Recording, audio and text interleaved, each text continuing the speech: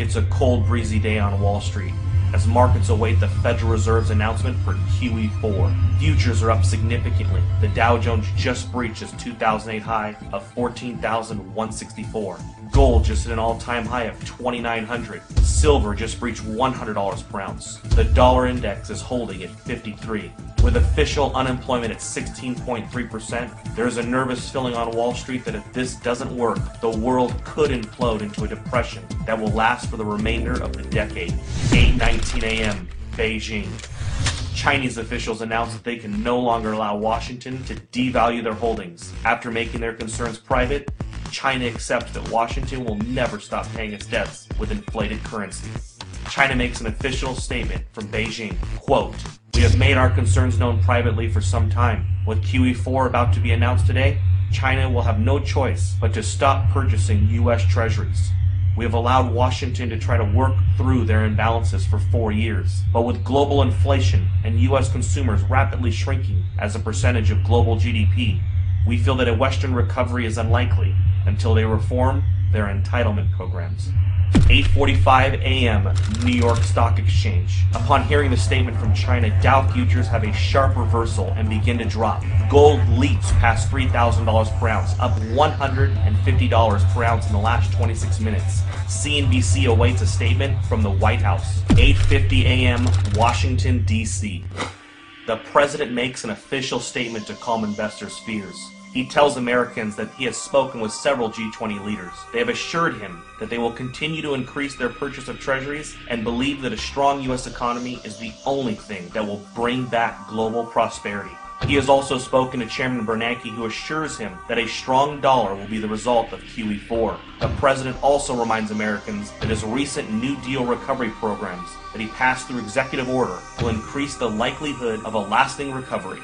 He also notes that Beijing, since 2009, has slowly been reducing their holdings, so the impact will be minimal. 9:51 a.m. New York. Dow futures fall 850 points in the first 20 minutes of trading. Markets are halted for 1 hour by the authorities. 10 a.m. Main Street, America. The news about the stock market in China has now spread. A panic begins to set in and unprepared Americans rush to the grocery store. In an attempt to purchase food and water, Americans that didn't know what was going on are alerted by all of the news stories and panic buying. Within 50 minutes, there is a nationwide rush to the stores. Empty store shelves in America become a reality. 10:52 a.m. New York. Markets reopen and the Dow Jones resumes its collapse. Investors around the world join the sell-off in bonds and stocks and begin to purchase commodities. Unlike the panic of 2008, this time commodities are seen as the only safe haven from a dollar crisis. 11:30 a.m. New York. The Dow falls 1,700 points since reopening. Trading is halted for at least 2 hours. The Federal Reserve injects $200 billion into the markets and announces that QE4 will be delayed until further notice. Congress is called back to D.C. for an emergency joint session. Some members of Congress are saying that they consider China's statement a financial attack. 12 p.m. Main Street, America. Several cities begin to see civil unrest after grocery stores are forced to close. Traffic in the streets and violence break out. The president puts the National Guard on alert for a possible deployment onto U.S. streets if things don't get under control soon. Several news agencies are reporting injuries at grocery chains and call for the authorities to do something before it gets worse. 12:15 p.m. Toronto, Canada. George Soros tells CNBC that a run on treasuries is imminent and that there is nothing the government can do to stop it. He says it is unfortunate that a controlled decline of the dollar was not coordinated better over the years. Today really could have been avoided if not for the Tea Party politicians who demanded fiscal responsibility and a constitutional government. 3 p.m. Gold closes at $11.53 for the day at $4,053 per ounce. Silver closes at $173 per ounce. The president announces that due to civil unrest in some areas of the country, U.S. stock markets will remain closed for the rest of the day. With the exception of mining and other inflation-related stocks, the majority of U.S. stocks are down significantly due to the sell-off and flight to safety in commodities. The Federal Reserve announces that it will begin to purchase U.S. treasuries and stocks in order to stabilize the markets. But this only feeds investors' fears of a full-blown treasury run and collapse of the dollar. 6 p.m. Asia. Asian markets begin a massive sell-off. Dollar collapse rumors begin to take hold of the markets. CNBC Asia looks into a possible COMEX default and complete breakdown in the U.S. economy. Gold spikes in Asia, up 17.50 in the first complete hour of trading. Gold is now at 58.03. 7 p.m. Gold and silver bullion dealers across the world have suspended all sales due to no inventory. A COMEX default is now expected. Several central bank representatives propose a freeze on currency markets and a fixed devaluation of the US dollar in order to calm investors. 7:30 p.m. the United States. The sun sets on America. In the last 12 hours, the world has changed. Americans are glued to their televisions, taking a crash course on a debauched currency. Smoke from fires in the cities have put a dark cloud over the nation. 7:45, the Federal Reserve. The Federal Reserve announces it will inject $1.5 trillion into the markets in order to stop any further decline in stocks. 7:55 p.m., OPEC. The final nail in the coffin. OPEC nations halt oil trades in US dollars until further notice. They will only accept euros, renminbi, or gold. 7:59 p.m. The Federal Reserve's announcement to inject $1.5 trillion into the markets causes a sharp reversal in overseas markets. Stocks begin to rally even as Main Street melts down. 8 p.m. Manhattan. Gerard Adams, president of the National Inflation Association, sends out an urgent email alert. In it, he informs members that it is with great sadness that the time to warn and prepare Americans for hyperinflation has ended. Is a little over $2 trillion per year. To make up the difference, the deficit, he does what most Americans do. He borrows money. When Uncle Sam takes out a loan, he calls it a bond. Bonds can be held by banks, investors, or even foreign governments. Uncle Sam has to promise to pay interest on these bonds, just as you do on any loan you take out. Ever think about paying your mortgage with your credit card? That's exactly what Uncle Sam does. He takes out new loans, new bonds, so that he can make payments on the old ones. All those loans, and especially all that interest, adds up. Right now, Uncle Sam owes about $14 trillion. To put that in perspective, 14 trillion is about the same as the national GDP, the total value of all the goods and services produced by the American economy in an entire year.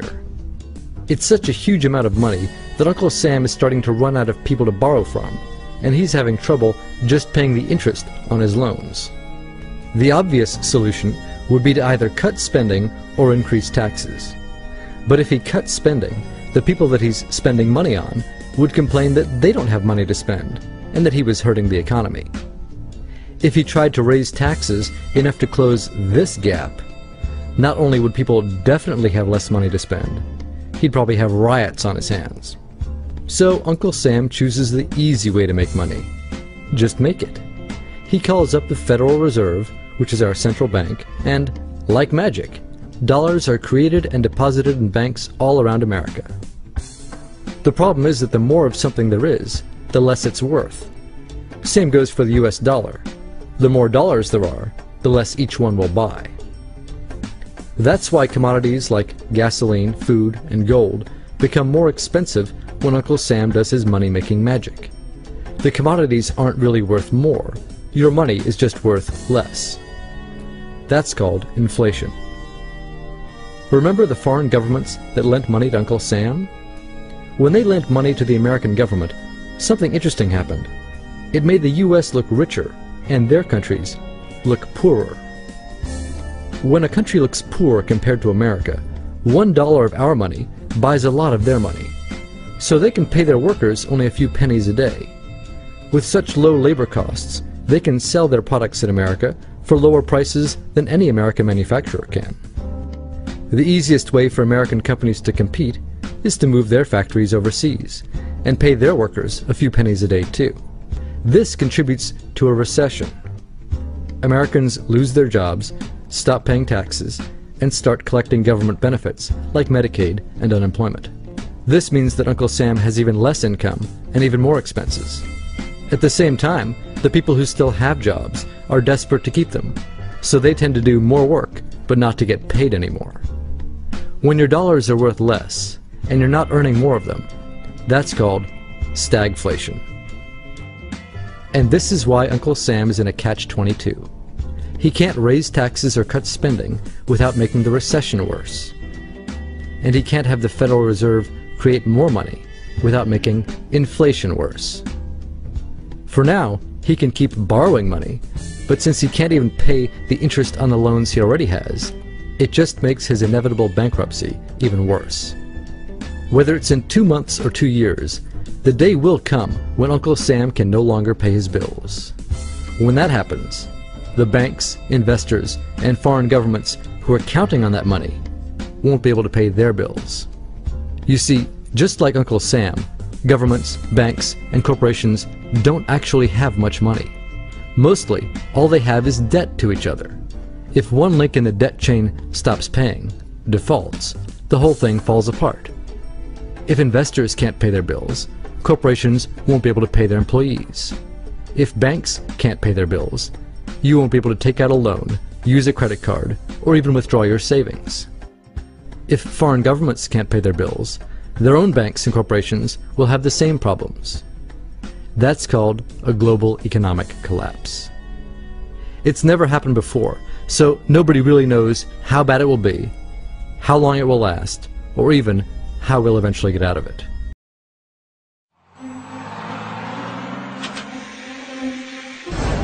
The state of the union is not good. Our trade deficit is too large. We must not go back to unwise spending.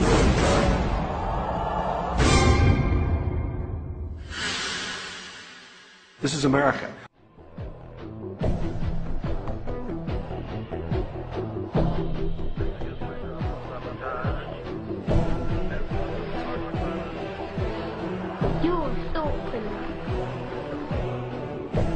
George Orwell once wrote that the great enemy of clear language is insincerity. When there is a gap between one's real and one's declared aims, one turns, as it were, instinctively to long words and exhausted idioms, like a cuttlefish spurting out ink. You've probably heard confusing phrases like the trade deficit, the falling dollar, the national debt, unfunded liabilities, and so on, which all sound vague and actuarial and vaguely, well, not me. The reality behind these accounting phrases is perfectly monstrous. When someone, a foreigner say, loans money to the American government, what are they getting in return? Well, they are getting promises of interest payments and eventual repayment of the principal. Where does your government get this money? The government is not a business. It does not generate profits in the free market. So where does it get the money to repay its creditors? Are you beginning to understand that it is not dollars that are being sold, or bonds, or agency debt, or treasuries, or anything like that? Where is your government going to get the money to pay off its creditors? It's not pieces of paper, or contracts, or computer bits that are being sold. There is only one thing that the government has to sell. Governments have only one asset that they can use as collateral. Your leaders are selling you. When China lends $800 billion to your government, what they get in return is a guarantee that $10,000 plus interest will be taken from your family at gunpoint and shipped overseas. When a farmer gets a loan from a bank, he uses his livestock as collateral. It is the milk and meat his cows will produce in the future that he will use to pay off his loan. The bank is buying a share in his cows. You are the livestock that your leaders use as collateral.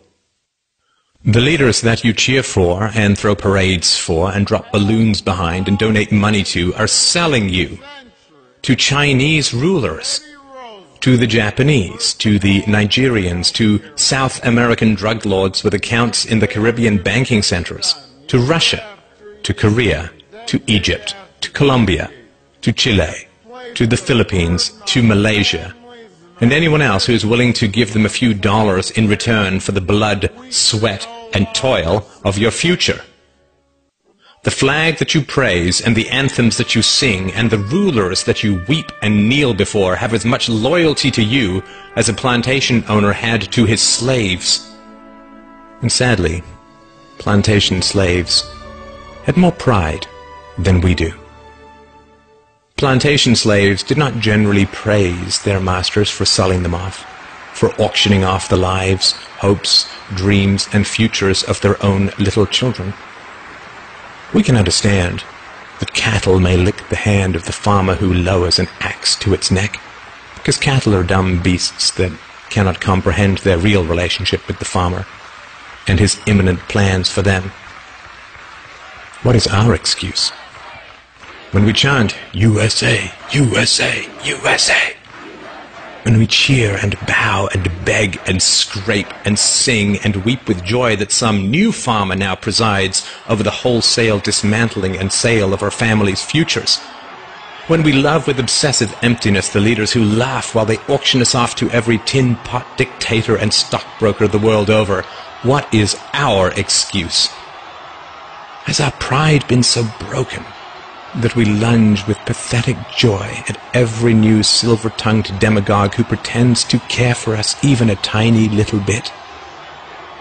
In the future, our children will demand to know why we knelt and cheered as they were sold off on the auctioneer's block. It's impossible to predict the time when confidence will be lost, but it can come quickly. Resorting to buying other paper currencies will not be of much help. When the dollar crashes, most likely the purchasing power of all currencies, since all currencies hold dollars as a reserve, will go down as well. This means that dollars and other currencies will go into buying consumer items, precious metals, and other physical properties.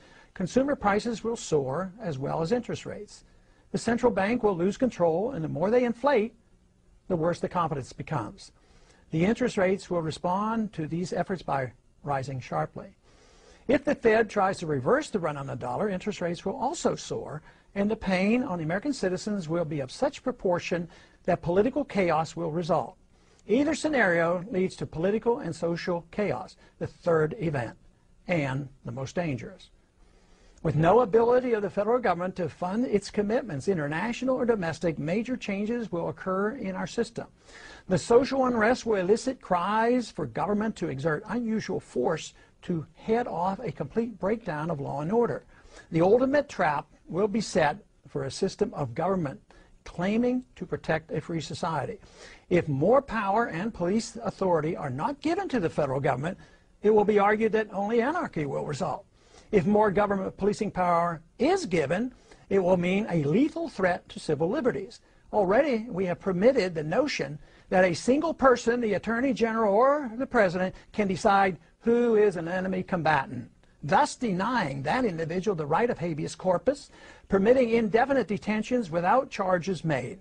This attitude towards civil liberties has changed significantly since the fear built around 9/11. Yes, I know, declaring one an enemy combatant is reserved only for the radical Muslims engaged in terrorism against the United States.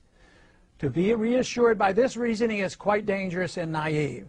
Logic should not lead us to equate suspects with terrorists and include American citizens, and yet this has already been set by precedent. Under difficult circumstances, our political leaders will not be hesitant to use these powers to maintain order. Tragically, the people may even demand it. We are rapidly moving toward a dangerous time in our history. Society as we know it is vulnerable to political and social unrest.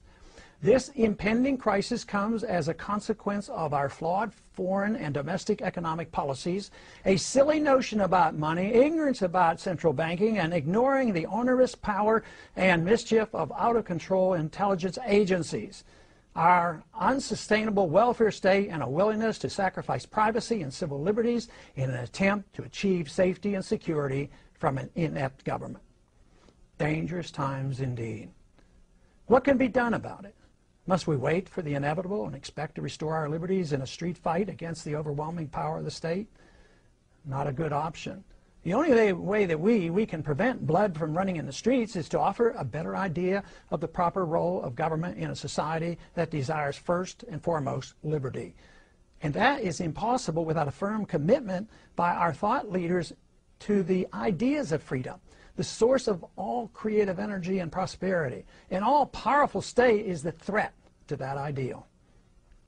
The prevailing attitude of the people, as it once was in early America, must be that of liberty and self-reliance, rather than the nanny state and dependency. Rely on the government force to mold all private choices.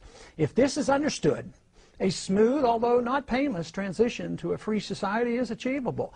Ignoring this option will be very destructive to everything that is dear to the hearts of most Americans. What is it that we must do? We must immediately embark on balance the budget by reducing spending, change our foreign policy to that of non-intervention, a full audit and more supervision of the Federal Reserve, leading to abolishing the Federal Reserve, legalize competition to the Federal Reserve with competing currencies, regain respect for civil liberties and privacy while reining in the CIA, wean ourselves off the dependence of wealth transfers by government, abolish crony capitalism, no subsidies, no bailouts, no regulatory or tax privileges to protect the powerful elite, especially the military-industrial complex, eliminate the income tax, the inheritance tax, and taxes on savings and dividends. None of this can happen without the restoration of Congress to its dominant position of the three branches of government, as was originally intended by the Constitution. The executive and the judicial must be reined in, and Congress must assert its prerogatives over all legislation curtailing all unconstitutional agendae through budgetary controls. Signs abound that angry Americans are now more ready than ever before for a change in direction that is indeed real. If this program were improvised, even suddenly and dramatically, the adjustment, though significant and to a degree somewhat painful, would be much shorter and of minor consequence compared to the chaos and poverty that will result if we refuse to change our gluttonous appetite for a free lunch. The panicked elite are buying up underground bunkers and or fleeing to parts unknown, as all indications point towards a collapse that will, in the words of economist Peter Schiff, be the earthquake that follows the 2008 tremor. The Chicago Tribune reported that about 3,000 individuals with net assets of $1 million or more left Chicago in the last year alone due to the exploding climate of unrest growing in the Union stockyards. The writing is on the wall. President Obama, in concert with his puppet master George Soros, have been turning up the heat on deteriorating conditions resulting from the United States and the EU's strategic collapse of the global economy for the last 7 years. So if somebody wants to build a coal-powered plant, they can. It's just that it will bankrupt them because they're going to be charged a huge sum for all that greenhouse gas that's being emitted. Before Obama ever came around, coal was doing good. Obama killed it. We have citizens digging through the trash just to eat. I wish he'd just step off the face of the earth. It wouldn't hurt my feelings none. What's actually hurt coal is not any EPA rules as much as it is really cheap natural gas that has come from fracking. They're fracking with such corrupt practices across the United States that the well water is catching on fire. Whoa.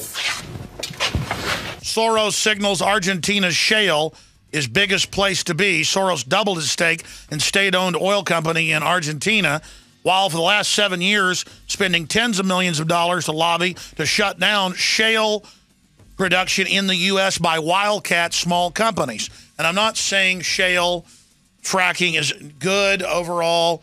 I'm not saying there aren't problems, but most of it's financed by Soros and Saudi Arabia, who don't want us to have our own oil. So a coal plant in Mexico that's totally dirty is okay, but a coal plant in Texas that's clean is not okay. And most of these frackers and oil sands people can't break even unless oil's over $80 or at least over $55. That's right. I think it's 10 to 20 in the next several years. So this is what they're doing is they're pumping their existing wells to the max to create cash flow, because their wells it's not expensive to pump, it's expensive to find the darn things and drill. And they were only able to do that with the cheapest junk bonds in history because of quantitative easing and artificial stimulus and high oil price. So that's the next thing to hit the United States.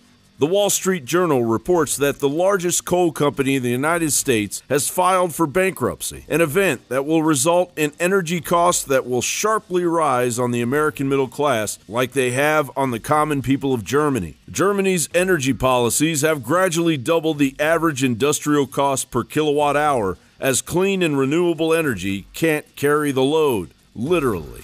Last week, Obama began pushing for housing lenders to offer home loans to people with bad credit. What better way to push the economy over the edge than to repeat the same 2008 nightmare?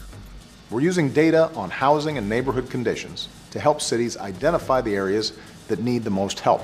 By 2014, investors had already begun to notice another government-fed subprime housing bubble on the horizon. Investors Business Daily wrote in January of 2014, what stoked housing inflation was federal housing policies designed to boost home ownership among low-income and minority borrowers. Between 2011 and the third quarter of 2013, housing prices rose nearly 6%, triple the increase in rental costs. Both this bubble and the last one were caused by the government's housing policies. Low down payments, a mere 5% at Fannie and Freddie, and just 3.5% at the FHA are fueling the bubble. But new qualified mortgage rules don't require a minimum down payment for borrowers in 2014. The country has been misled about financial reform. InfoWars has called for Obama's impeachment on numerous occasions, to no avail. His supposed lame duck presidency heading into the end of his term has been tremendously underestimated. Americans are nothing less than under a full New World Order attack, aided and abetted by the executive branch of the United States of America. John Bound for Infowars.com.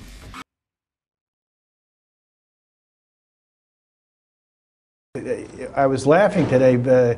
I saw a French commentator on CNBC Europe real early this morning, and the guy was talking about the Bernanke comments and the Fed comments and what they had to say recently about what the Fed was going to do. And the guy was so blunt, he said, it was a joke. He says, they're talking about a strong dollar. And they said, well, what do you mean a strong dollar? Timothy Geithner, the U.S. Treasury Secretary, recently was talking about, I mean, it's like, talk about feeble words. And when they can talk so blatantly like that in Europe, that the Bernanke, our U.S. comments, it's really a joke. We're doing nothing about our problems. They're getting worse and worse and worse.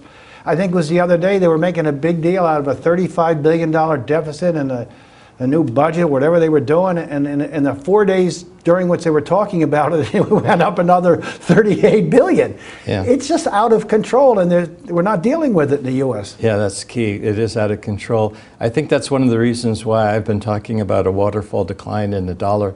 I've been doing this on King World News as well as other places. And the other day I did a blog with Eric King saying that, the waterfall decline begins now. I was using the Bernanke press conference as the turning point and saying that years from now we'll look back to 2011 and say this is the year that the waterfall decline in the dollar began. And before coming down here this morning and doing this discussion, I checked prices, and the dollar index is under 73.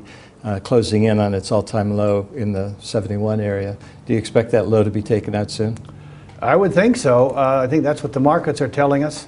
And I think it's going to be, quite extraordinary, because, when those events happen, they can feed on themselves, and it can get quite dramatic. And I don't think I know in America, people don't realize the ramifications in terms of inflation and standard of living, and but it's clear. I mean, the United States, our inflation levels are picking up everywhere you look, and yet they're making sure that interest rates stay exactly where they are, right above zero, and long-term rates, the Treasury rates stay below the yield on the 10-year note below 3.5%. And it's artificially creating all this situation where money's going to go into real things, and especially gold and silver. Yeah, that's why I use the term waterfall decline, because it's something that can really gather momentum when confidence breaks, and I think that's what's happening. You also raise a good point about, people are sort of asleep at the switch within the U.S. You know, when a currency collapses, it comes, the recognition that a currency is about to collapse comes first from outside of the country. You know, people who are holding dollars outside of the country recognize it first, and they start getting rid of their dollars, so you see the dollar decline on foreign exchange markets. But within the country, you know, because people are getting their salaries and being paid in dollars, and they're using dollars at the grocery store or at the gas station, you know, they're a little bit slower to understand what's actually happening to the currency. But, you know, given what's going on in gold and given what's going on in silver, it suggests to me that we really are sort of near a collapse of the currency, and that gold and silver could rocket higher. Are you planning to put the Gatta rockets on your website anytime soon? Every time I put up the Gatta rockets and the Gatta sign, I get grief because it's usually a top when I get that excited. So I've been banned from putting them up but I might just have to do something. At least then it can alert maybe our people that maybe they should take some profits. I mean, given that silver's up 150% over the past year, as a commodity trader, what would you normally think? This is obviously, you know, a very rare event. It's a rare event. Yeah. And I think, well, I just wrote the other day that it may be unprecedented in market history because, as I mentioned, the silver market is extremely overbought technically and still extremely oversold fundamentally. Mm-hmm. Some of the shorts don't have they've been found out. They don't have the physical silver, and the big money, the smart money, knows it, and they're going after them. And I think it could be something that no one's ever seen before, and it's going to be spectacular. Yes, we're at lofty levels, and we're close to that magic 50 number, and there's only been two higher silver fixes, two or three in history, that back when silver made the move in 1980 under the Hunts. Once you take that number out, who's to say? And if the dollar's collapsing at the same time and the shorts don't have the silver, what are they going to do? And of course, God has exposed this thing. And, you know, people say, well, there's going to be default or force majeure, and the exchange is going to let the big shorts out. Well, wait a second here. The CFTC has been told by these major shorts that they're hedged. Now, what do you mean? Well, if you're hedged, deliver. Yeah. Because of the size of their massive short positions. Then there's been a CFTC investigation for 2.5 years. Well, all of a sudden this is what the Gatta camp and people like Ted Butler have been screaming about and saying foul, foul, foul. How can you then have that happen if you did nothing? And then there's the 25 lawsuits against some of the major shorts. It's going to be a stink beyond belief. And maybe that'll get Gatta some attention to focus on give us the attention so we can focus on these issues and how this could have happened, because there's some people that should pay for this, big time. Will it be a government bailout of the shorts? You know, it's interesting because in some markets, maybe you could get bailed out, but the government doesn't have the silver either. No, they don't have the silver, but they have the printing press. They have the printing press, and if you're short silver and you have a printing press and you can deliver, create as many dollars as you want, do you really care if you're short? Well, the question is at what price? I mean, at 50 is one thing. At 100, 150, we're going to say there's some serious money is going to start mounting on the short now. But the dollar, by the same token, is going to continue declining. Well, here and if in fact, because this is where Gatta would come from, if you put that money along with the paying interest on their treasury notes and so on, and the value of real estate by doing what they can by keeping interest rates low at the stock markets. The dollar, or doing whatever they can, the money he lost in silver, no matter what it is still to trifle. But it's still going to be some pretty big money. There's some major developments in the financial crisis in Europe. An aid package coming to the rescue of Spain, specifically Spain's troubled banks, worth as much as $125 billion. Stock markets in Europe initially reacted well, but finished the day mixed, and Wall Street today down just a little bit, 33 points in the Dow. Alarm bells, though, are also ringing for banks in this country. Moody's is expected to announce this week the downgrade of 17 global banks, including some of the biggest U.S. financial firms. Joining us live, Peter Schiff, president of Euro Pacific Capital and author of the new book, America's Coming Bankruptcy, How to Save Yourself and Your Country. On that optimistic note, as always, Peter, nice to have you back with us. Thanks for having me on. Let's talk a little bit about the banks first. I know this has been telegraphed that potentially these downgrades could be coming. What does it mean for us?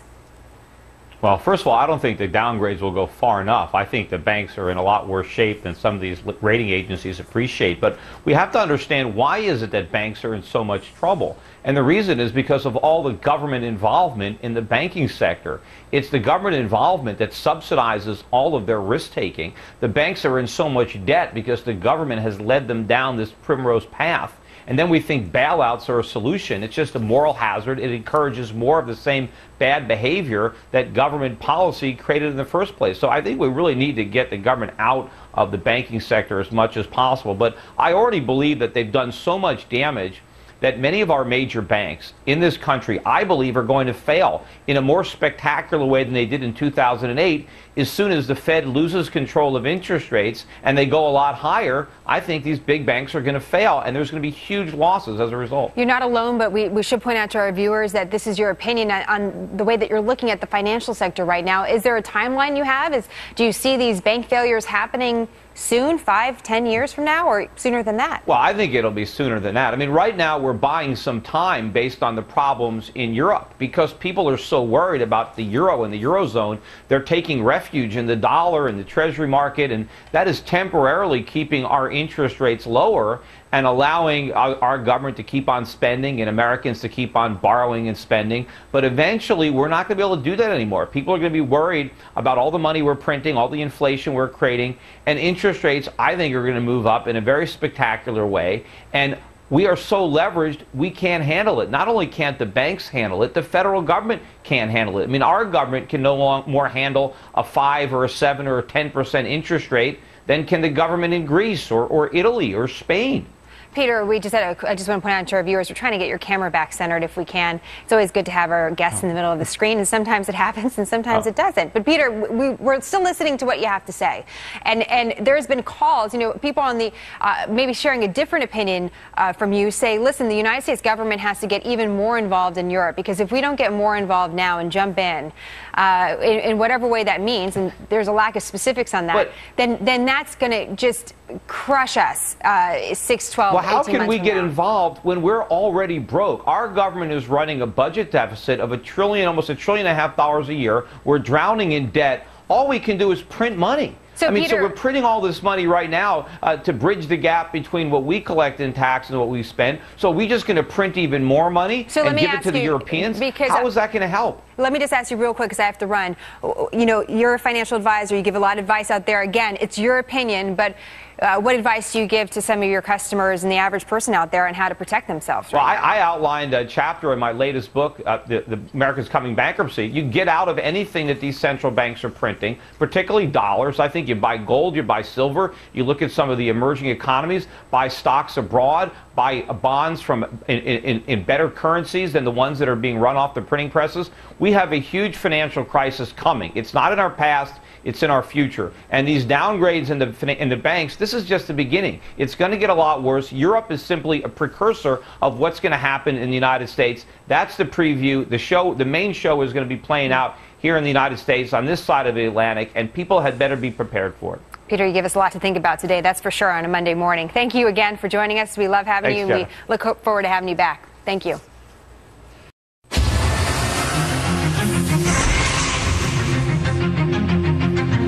All right, if you think the economy is improving, jobs are growing, and the worst is over, our next guest says, sadly, you are dead wrong. Joining us now, the author of The Real Crash, Peter Schiff. Pete, thanks for joining us.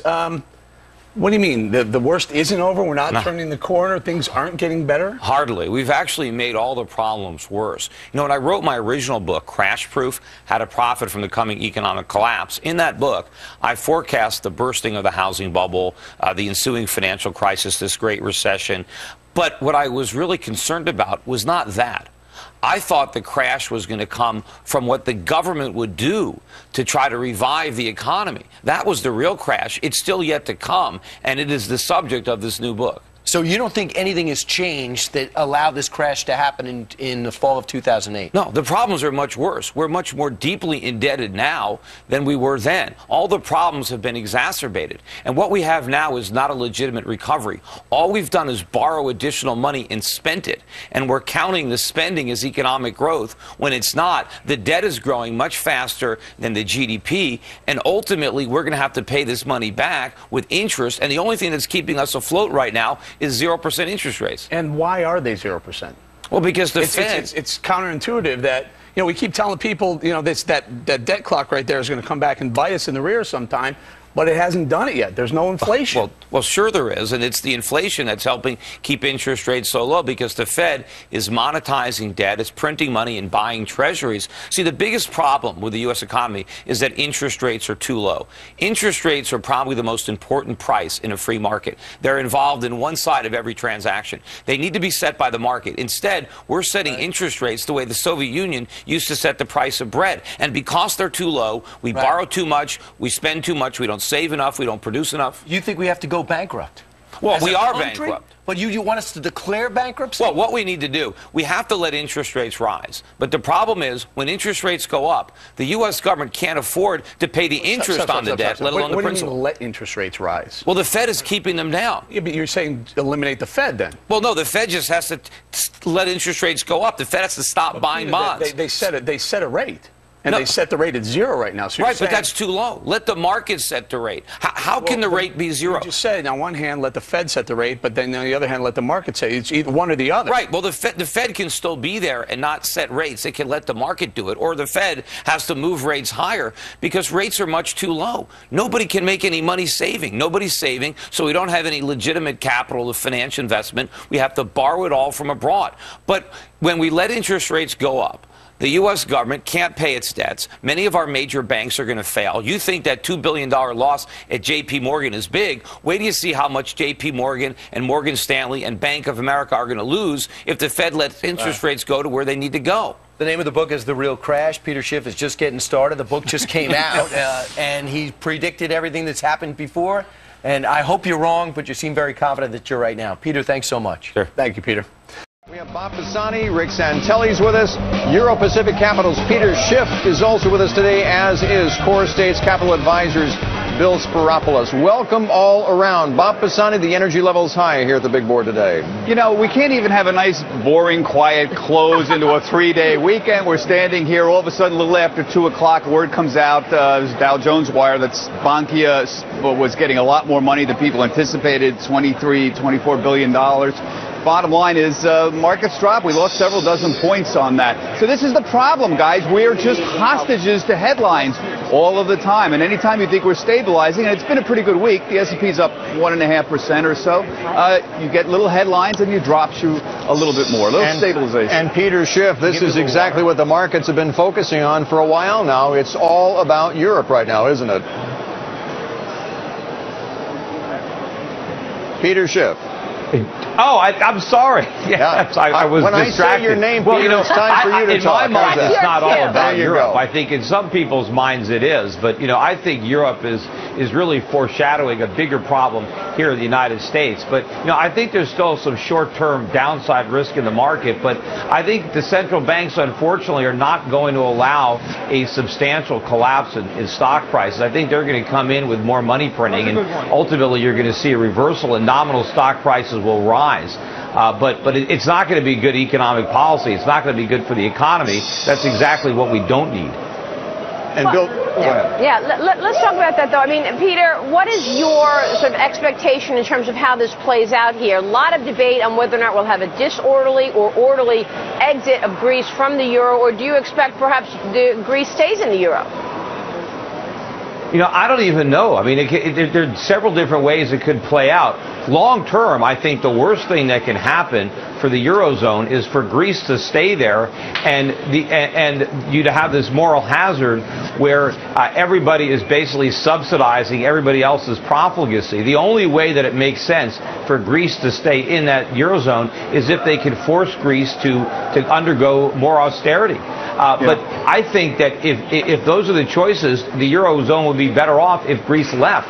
And I think there's more of a long-term threat for Greece remaining in the euro than leaving. I think that is overblown.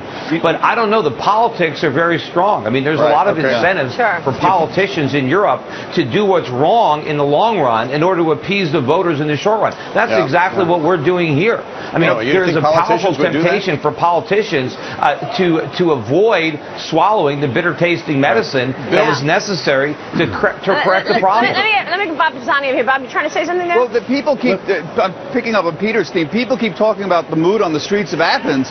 Peter, what about the mood on the streets of Berlin? How much longer are the Germans going to be willing to write the checks? Because no matter what scenario I see here, the Germans have got to write a big check. Yeah. Bill Speropoulos. Yeah, you know, I mean, you've got they're burning these Merkel dolls in effigy in Greece. They should be doing it in Berlin. I mean, they never should have signed on to this deal to have to pick up the tab for the irresponsible governments in Greece and other parts of Europe. They can't do it. No more than people in some states. If people in Texas don't want to have to pay for the deficits in California, but who knows? That might happen. I'm wondering if next week the focus returns to the U.S. Rick Santelli, you've got some Fed speak coming out next week. You've got the GDP. You've got unemployment numbers. What are you seeing ahead of all that? Well, Fed speak, they're going to be nervous about Europe and hold out the notion of quantitative easing, but it's a political hot potato, so I moved that right off. It's about 2 unemployment data points, ADP on Thursday instead of Wednesday, BLS on Friday, and our second look of first quarter GDP on Thursday. If you were disappointed with 2.2, looks like we're going to end up with 1.8 or 1.9.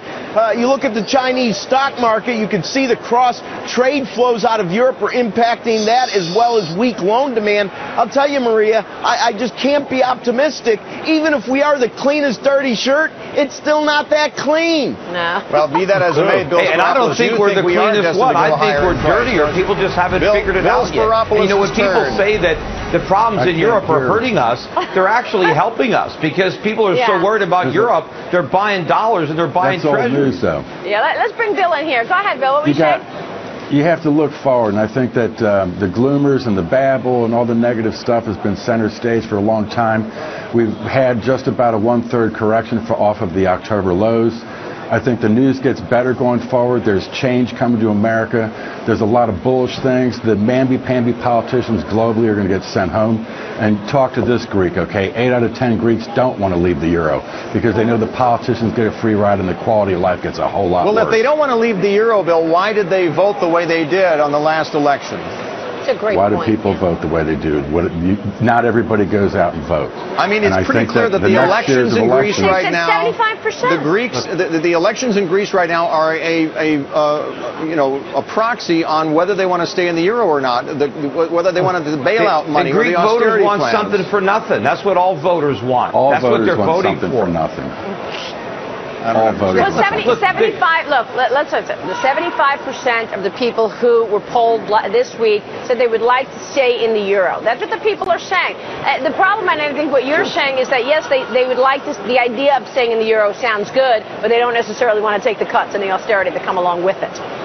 Yeah, but you know, the irony of it is if they leave the Eurozone and they get the drachma, they're going to have even bigger cuts because the drachma is going to collapse and real wages in Greece are going to fall a lot more if they leave the euro than if they stay there and swallow the austerity. All right, we'll leave it there. Thanks, everybody. We appreciate your time tonight and have a nice weekend. We'll see you soon.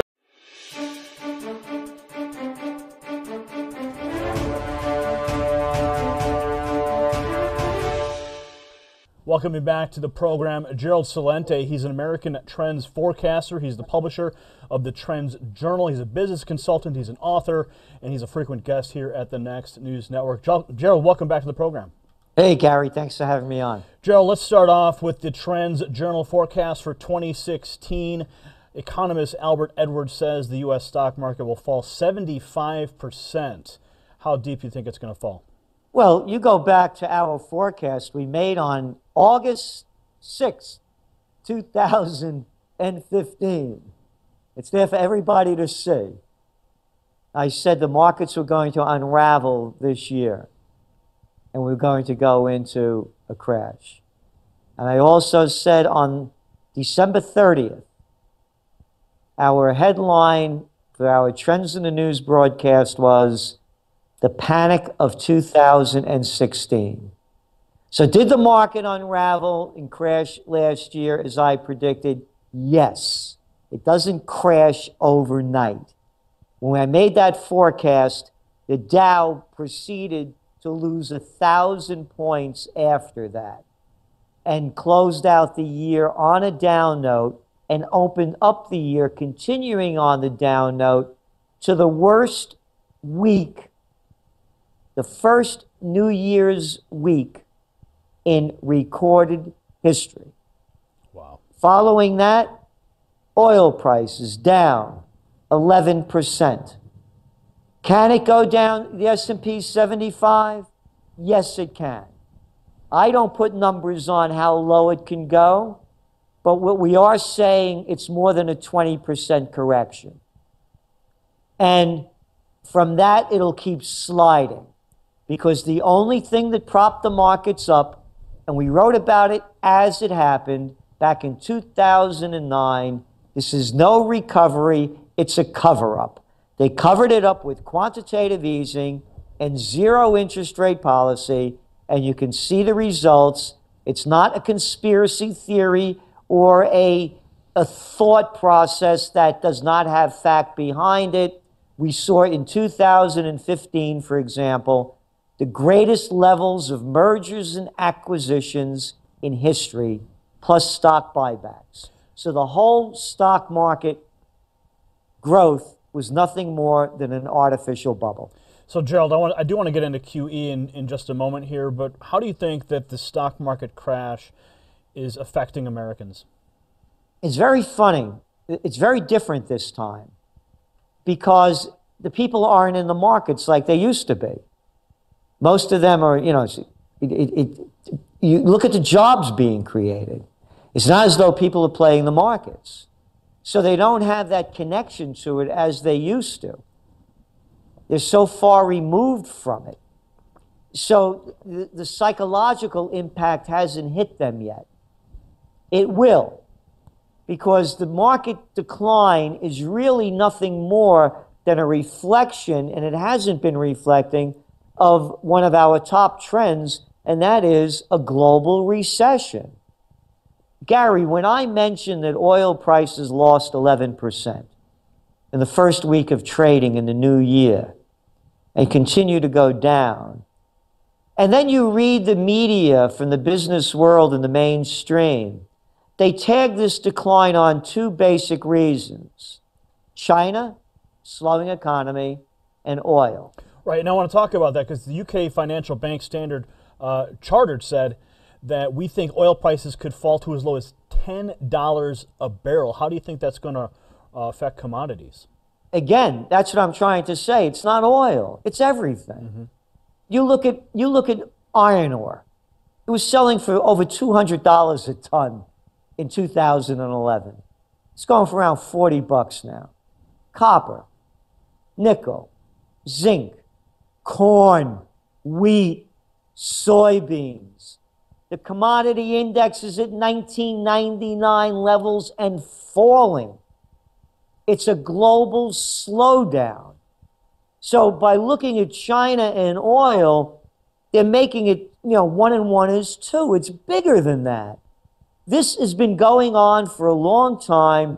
The only reason it kept going on, again, going back to quantitative easing, all of that cheap dough went into the emerging markets. They were borrowing money for nothing.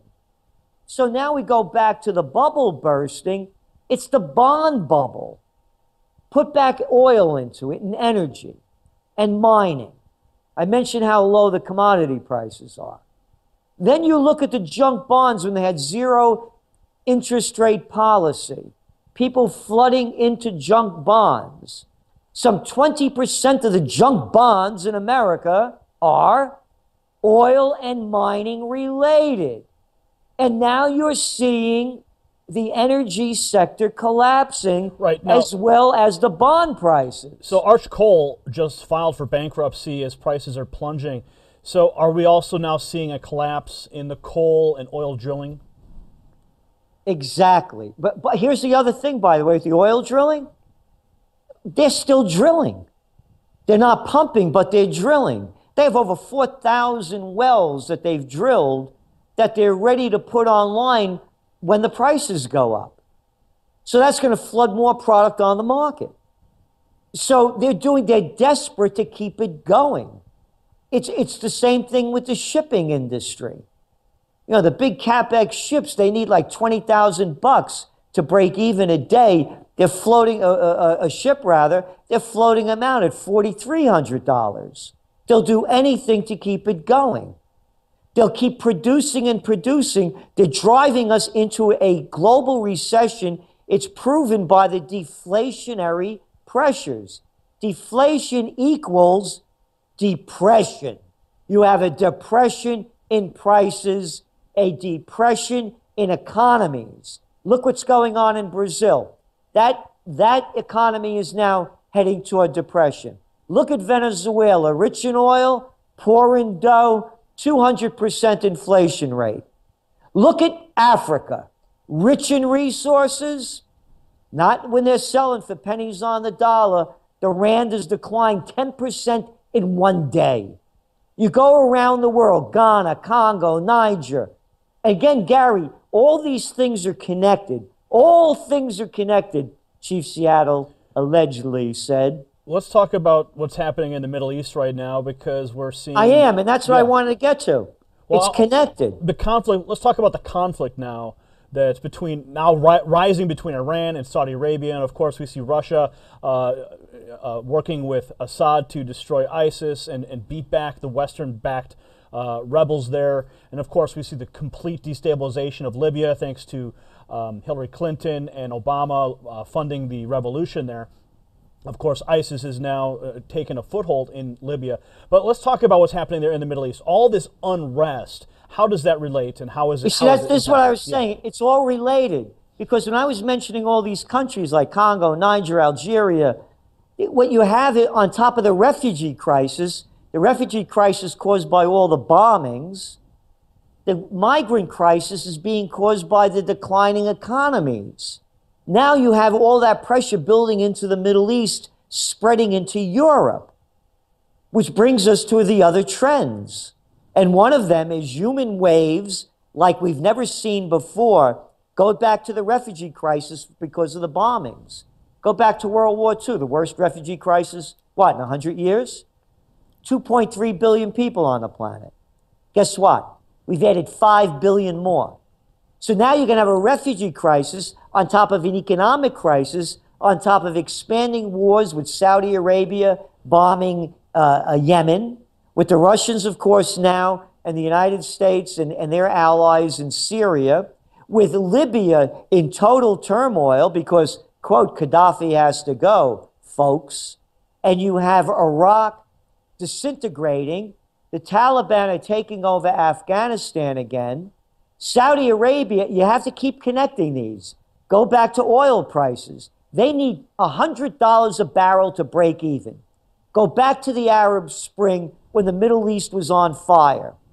Saudi Arabia, Bahrain, Qatar, United Arab Emirates, every one of them flooded a lot of dough into their economies to shut the people up and to keep them down. They can't do that anymore. Now you're seeing unrest growing in Saudi Arabia, in Bahrain. It's going to continue to spread. And then I forgot, Turkey. Go back to June. Erdogan loses the election. He ramps up the war against the Kurds. Now that's spreading. Bombs away in Istanbul.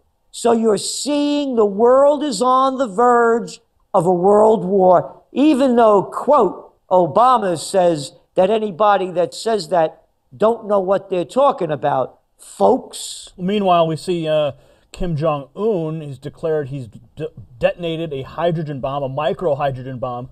And then we're seeing South Korea, they're putting their propaganda speakers back on the border. We're launching B-52s with South Korea. We see the Japanese are also doing patrols now, and they're building up their own artificial islands in the South China Sea as well. I mean, it's getting crazy over there. Let's shift focus now to Asia.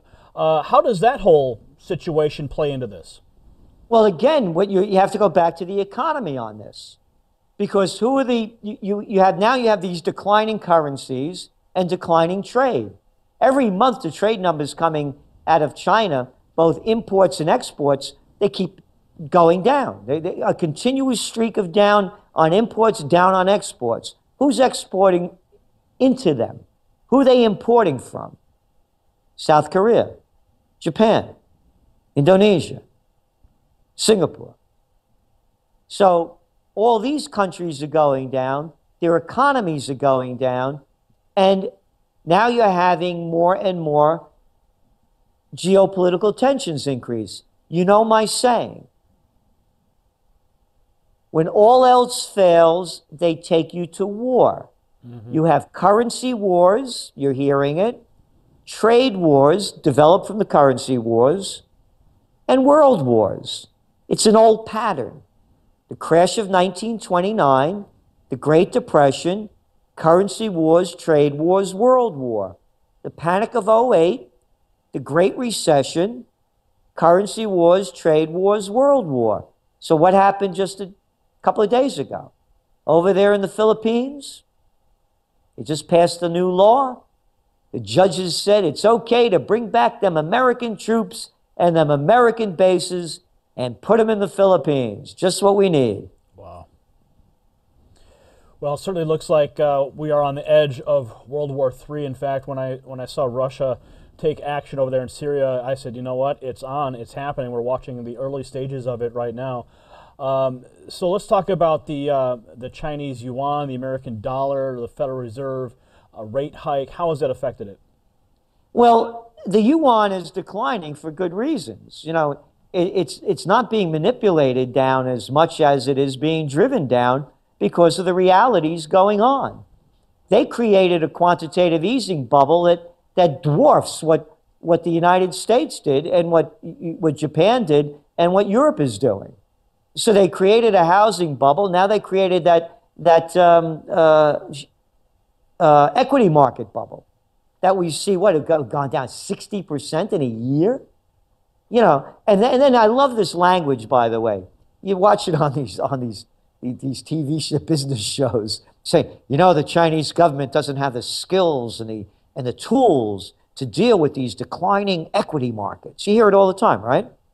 Yeah. What skills and tools? You mean they don't know how to, commies don't know how to rig it as good as they do over here in the States? You mean their plunge protection team and all the insiders there doing the deals from the Federal Reserve and the government to keep this phony game going? You mean those commies didn't get as skilled as the fascists? So, I mean, what a bunch of crap. They're out of control over there, just as it is over here. How could you have a plunge protection team? Yeah, plunge this. You're playing the markets. Free markets are supposed to take the lead, but no, we're going to have circuit breakers, and guess what? We're going to make up rules as we want because, hey, it's us. We're the white shoe boys from Wall Street. Those commies got to learn better from us. Well, let's talk about some of the quote-unquote solutions that the Fed is going to be putting out this year. Do you think the Fed will fight the next bear market with negative interest rates and the QE4? It's very possible. And they're already putting out the trial balloons on negative interest rates. And they're not going to help. For our viewers at home, real quick, could you explain what negative interest rates are? Yeah, you put money in the bank, and it costs you to put it in there. You want to buy a German bond? You know, I like you, Gary. I got a bond for you. We're going to give you what we call a negative yield. That's right. What you pay for the bond, money you loan me by buying my bond, I'm going to give you back less when you turn it in in 10 years. You can't make this up.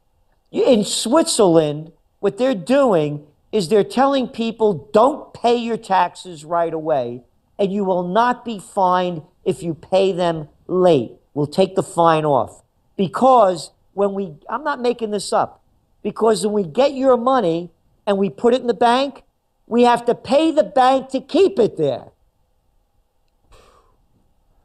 That's insanity. It's insanity, It has never been done in the history of the world. It sounds like a Nigerian email scam. What? It sounds like a Nigerian email scam. You know, we've got millions of dollars here for you, but you got to give us $5,000 to access it. Yeah. Yeah. So that's what that's. You mean those are scams? You mean that Russian girl that wants to meet me is a scam too? So what do you make of QE4, and how is it going to differ from past QEs that we've seen? You know, we have to go back and look at the facts here, Gary. And the facts show with the Fed minutes, and again, in this quote, freedom and democracy land that we live in, these criminal bankers, these private banks that are running the show, don't have to let us see the minutes until 5 years later so people forget what actually happened. You go back and read the minutes, they didn't have a clue what was going on. They're making this stuff up as they're going along. And that's what they're going to do. Now they're going to make up another game with a lot of arrogance and attitude as they say it. But they don't know what they're doing. They're out of bullets. And that's why we believe this is, you know, by the way, in 2007, in November, I took out the domain name, The Panic of 08. Oddly enough, 8 years later, again on December 30th, we came out with The Panic of 2016. We're in panic conditions. And when you're in panic conditions and you don't know, you didn't see the panic coming, the decisions you're going to make will probably be the wrong ones. Now, let's talk about the real estate market quickly here. Has the real estate market affected retail stores like Macy's? They're going to be closing down stores. They're going to lay off 1,000 employees. GE just also announced they're going to be laying off 1,000 workers in Europe. Are we seeing the beginning of massive layoffs across, not just the United States, but across the globe? Yes, it's also happening because of the mergers and acquisitions. You're losing about 6,300 workers from DuPont with the merger with Dow. And you're going to keep seeing this going on and over and over. And that's part of it. The other one is these multinationals have become too big. So their profit margins are very thin. And once they start losing, they start collapsing. So they've expanded much too fast. And this is very interesting, by the way. You know, I've been in this business since 1980. You look at Christmas retail sales. What were they? Oh, I don't know. I mean, they were down. Everything was down at the end of last year. But you said you don't know. And that's very important. Because they always come out and flood the media with what the Christmas sales were. Yeah, they always do brag, hey, sales are up. But this year, it was pretty quiet. It's very quiet. And what you're getting are only pieces. The sales stink. Well, I remember hearing about it too in the stores. People saying everything was a sale from the fall. Everything was clearanced. It was a very weird Christmas season, that's for sure. Exactly. So retail sales are way off. You're seeing a collapse happening in front of our eyes. It's worldwide. You're looking at luxury brands from China to the United States, from the UK to Russia. It's all going down. You're looking at currencies crashing. I was back in the day in 1997 with the currency crisis in Asia. What's going on with the currencies now is unprecedented. And it's not making the news as it was back then. You're looking at recessions going on in Russia, in Argentina, in Brazil, one country after another. These resource-rich countries, again, tying it all together.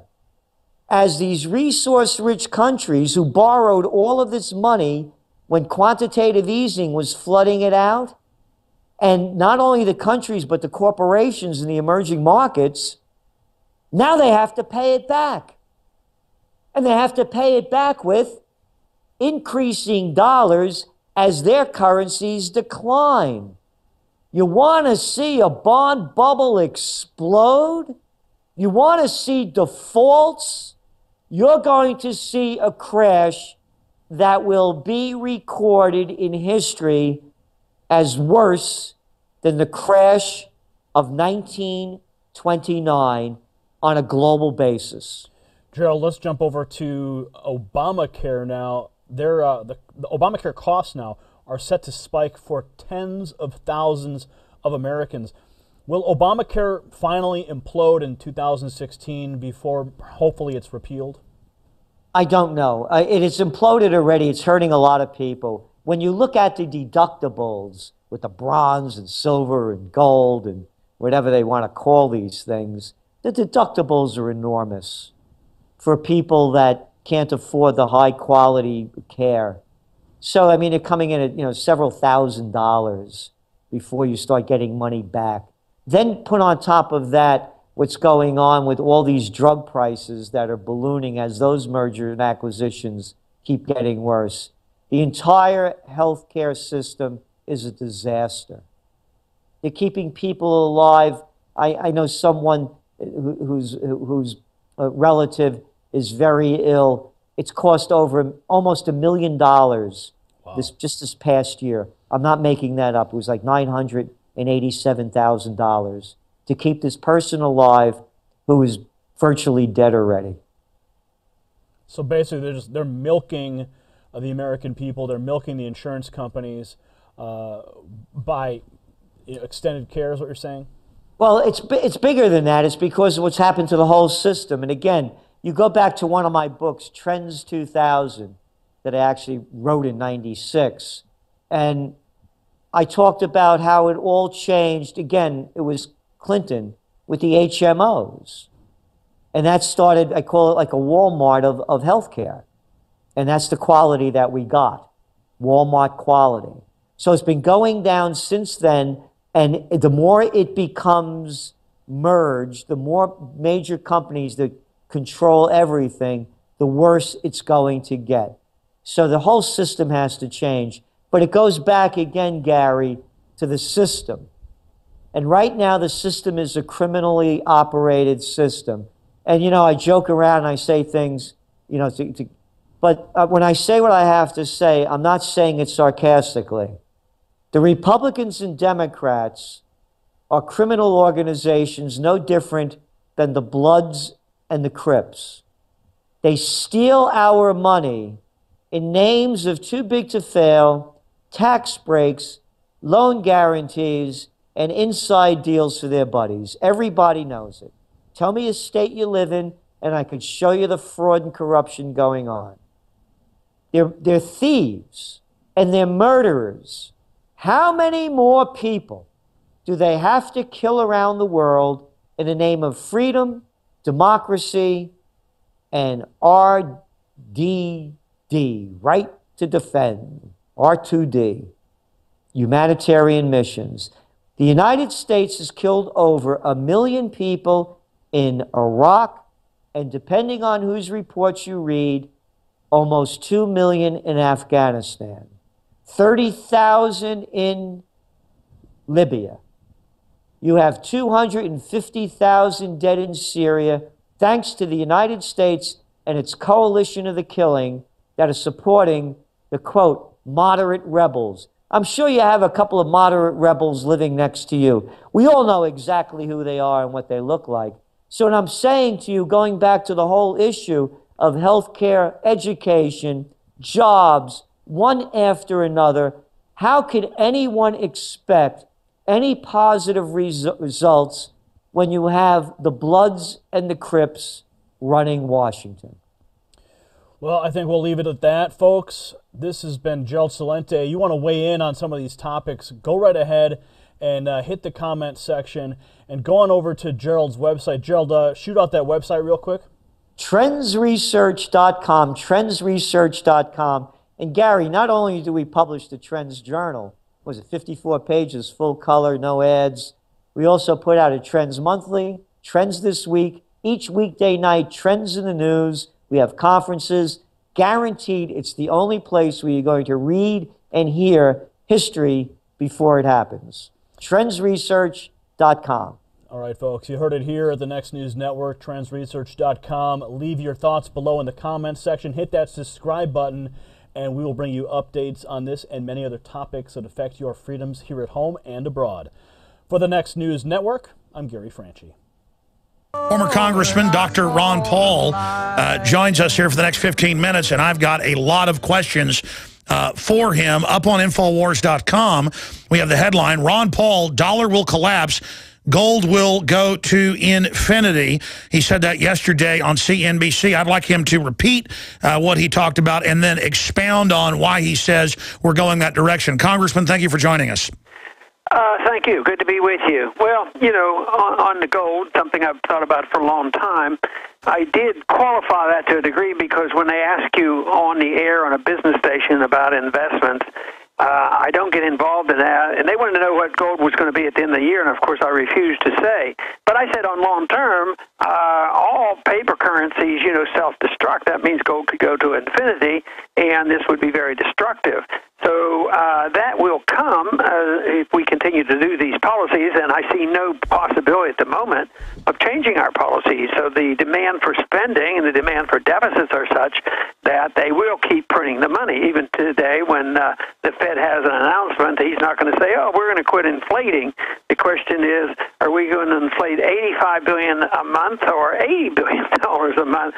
So that is the course of looking for destruction of the dollar. And in many ways, they've accomplished a whole lot since 100 years ago. The dollar of 1913 is worth about 2 or 3 cents.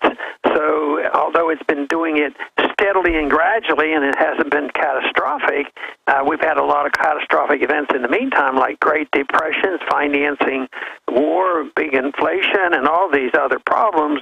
So I don't think it looks good for the dollar.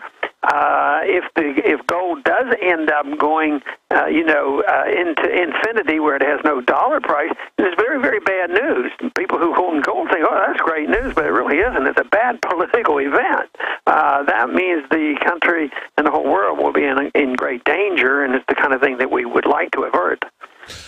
Absolutely. In fact, we have a graph from 1913 right through 2011, and you can see the dollar's lost over 97% of its value. And so it's already really collapsed. It's just that we've grown up during its collapse, but now there's not much value left.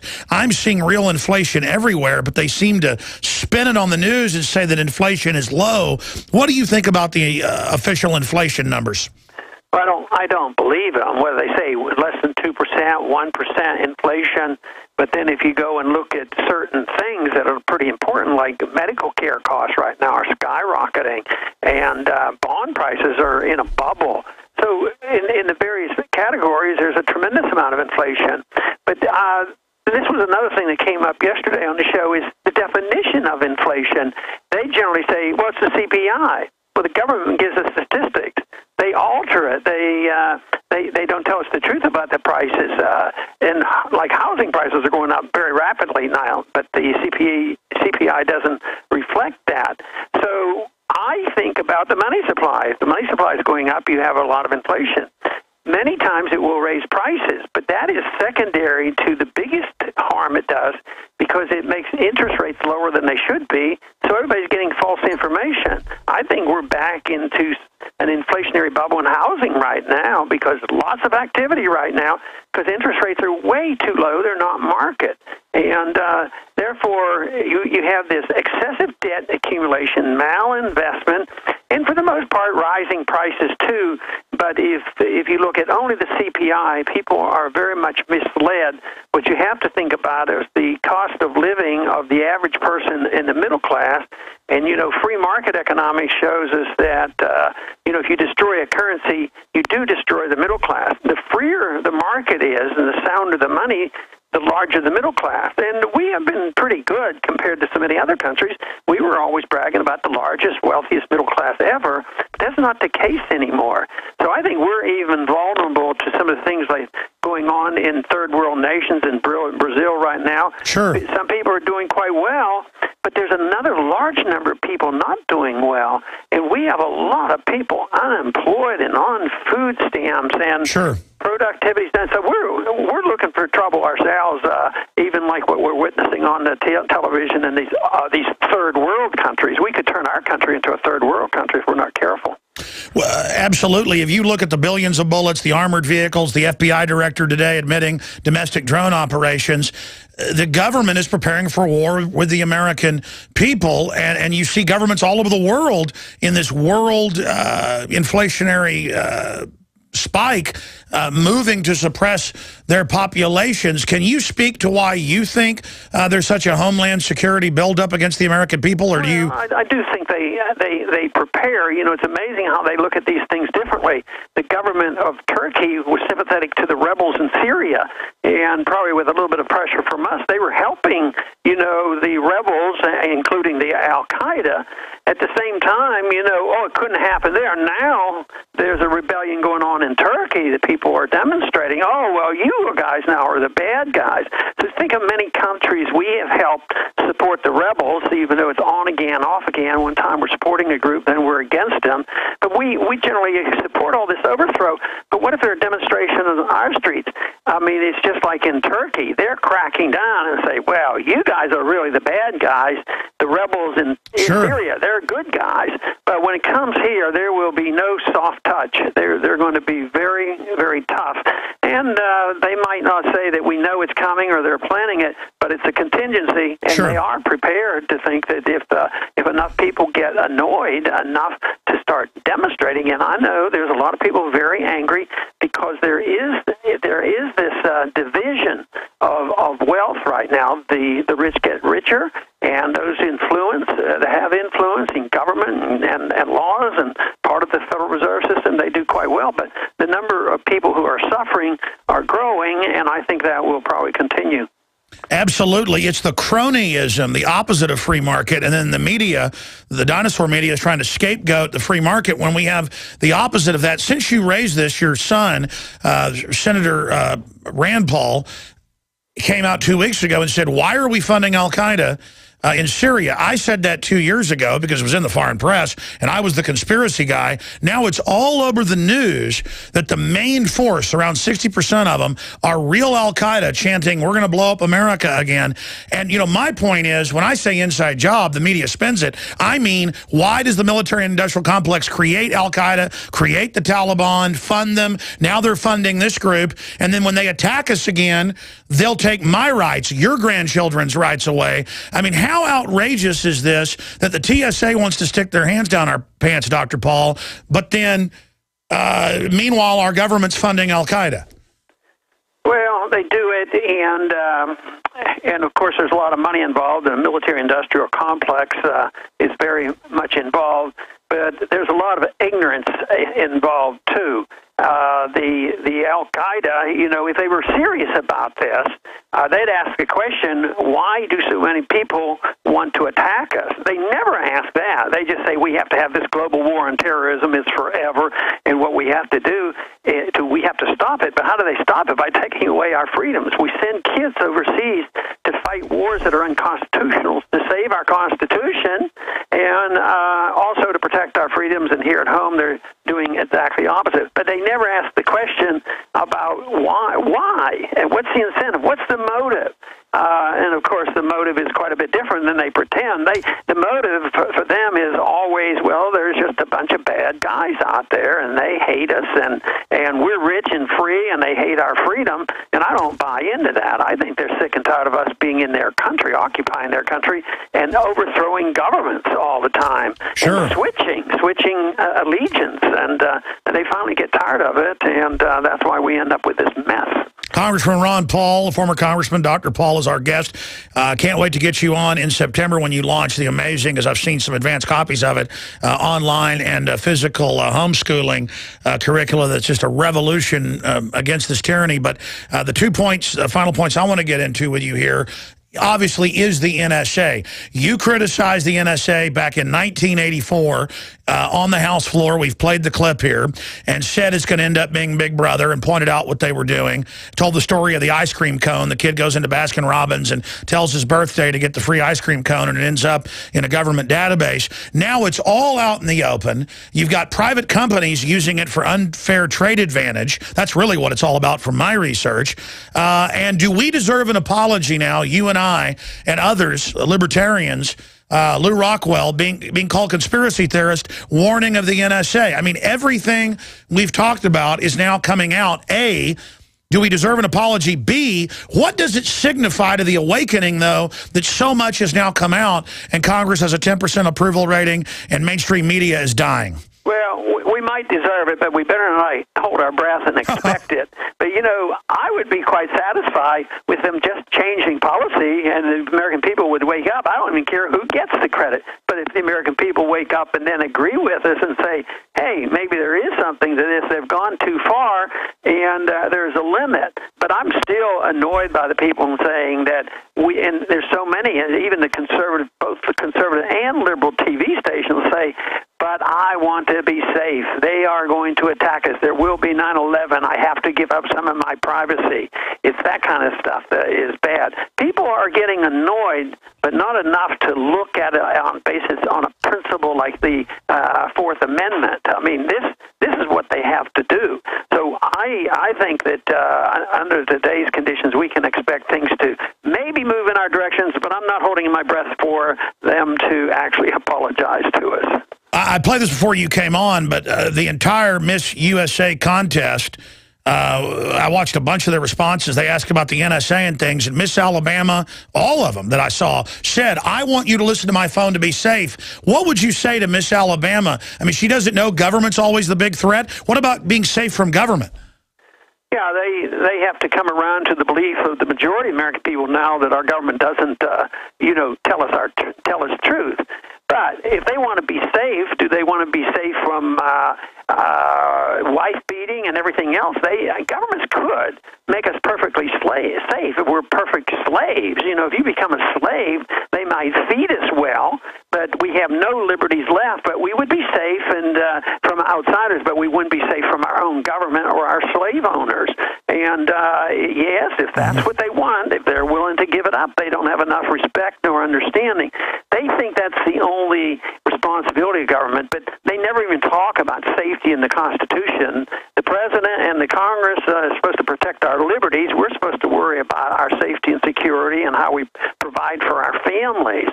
But this whole thing, obsession with safety, but the founders understood this issue so clearly, and Franklin and others would say, you know, if you do, you're going to end up with neither safety nor, freedom. Yeah, you don't get your freedom. You cannot give up.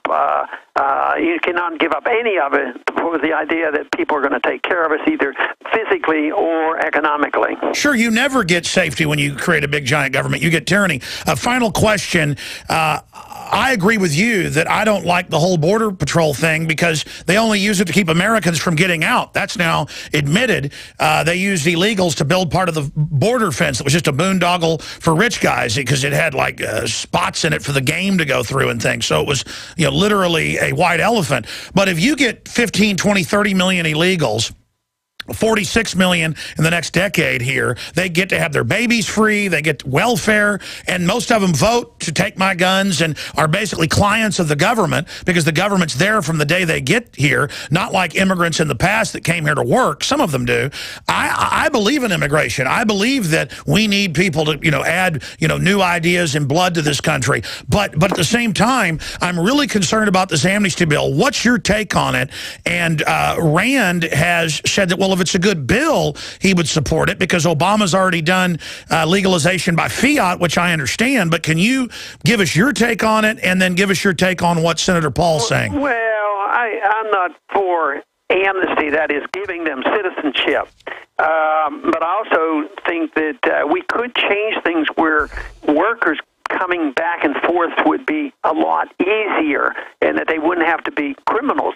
But there's two things. I don't think automatic citizenship or amnesty or birthright citizenship, but the big thing is no welfare. See, I don't want somebody to come in here illegally, be able to get get free medical care and free education. At the same time, they have the right to vote. No, I don't want that. So I don't want the amnesty, but I also don't like the idea that we have barbed wire fences and we have machine guns and get so. So what do we do? What would you do? What's constitutional? Because there's all these reasonable reasons to do this, but when you look at the bill, it's like Obamacare. It's an open blank check. But the portion that I've been talking about the most, and Campaign for Liberty's been talking about, has been the national ID card. See, a lot of conservatives who want the illegals kept out are going along with this biometric national database. It'll be selectively enforced. Way too much, and it probably won't work. It's going to only work against it's sort of like guns. It'll work against the American people. We'll all have to carry the card, but the illegals won't necessarily have to have it. Sure, if you were in the House still. But that's what I think the biggest danger of that particular bill. And of course, if there's amnesty where they get voting rights and constant welfare, that's not a benefit to any of us. Would you vote this current bill up or down? Well, from what I know about it, I wouldn't have any interest at all to vote for it. All right, that's powerful. Former Congressman Ron Paul, we're very proud of the work you're doing, and we appreciate you. I know you've got a lot of sites. From what is the best site for us to visit, all things Ron Paul? Actually, I'm going to have a new website that I'll use more in the near future. But, going to my homepage, I keep up with a lot of my activities on my Facebook page. That would be a good place to go right now. Okay, so go to your official Facebook page. Yeah, Ron Paul on the Facebook. All right, well, former Congressman Ron Paul, thank you so much for spending time with us. Okay, thank you. Bye. There he